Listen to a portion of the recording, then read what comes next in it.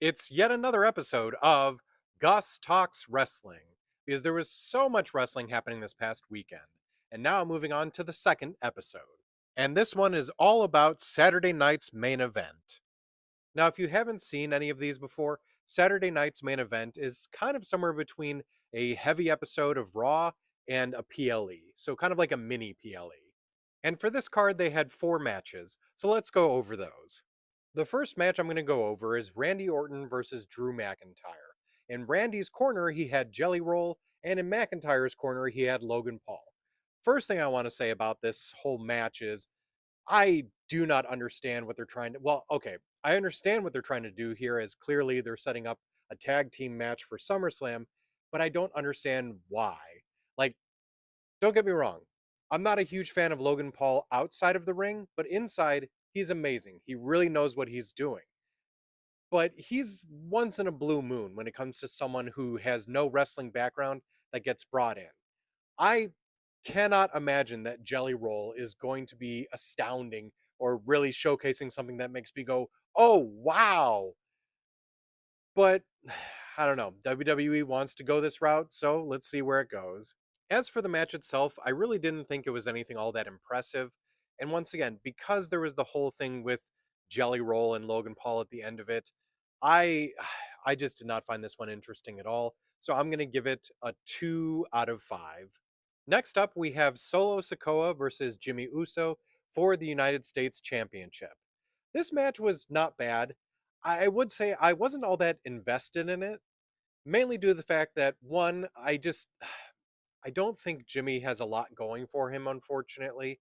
I wish he would. I mean, Jay has been doing great over on Raw, but I just wish they would give Jimmy something to make him different or to really stand out. But so far, not so much. And then, secondly, it just didn't really seem like there was much to this storyline other than, hey, another bloodline feud, basically.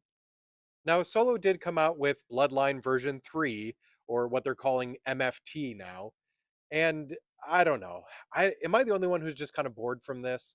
Like, I think that JC Mateo and Tala Tonga could potentially have some good careers, but my goodness, Tongaloa has fallen so far down the rung that I don't know if he'll ever be considered an actual threat or someone who could really go for a title, but we'll have to see. Now, Jacob Fatu did come out at the end of this, and I love Jacob, and I can't wait to see where his career goes. But in general, I think I'm going to give this match a 3 out of 5.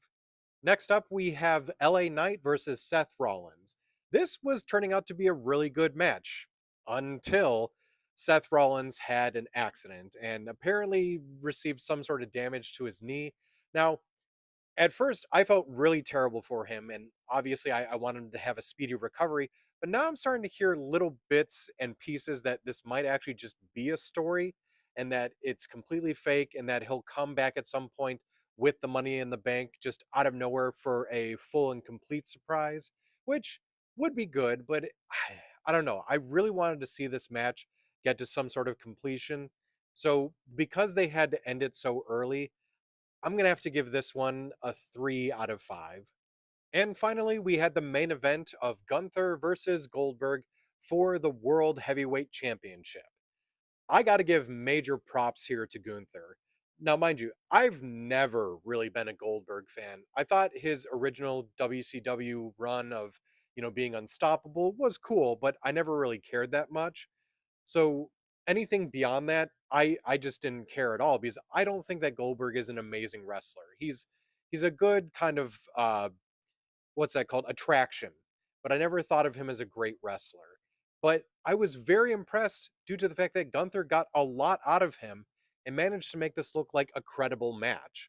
So, at least for me, I'm giving this one a 5 out of 5.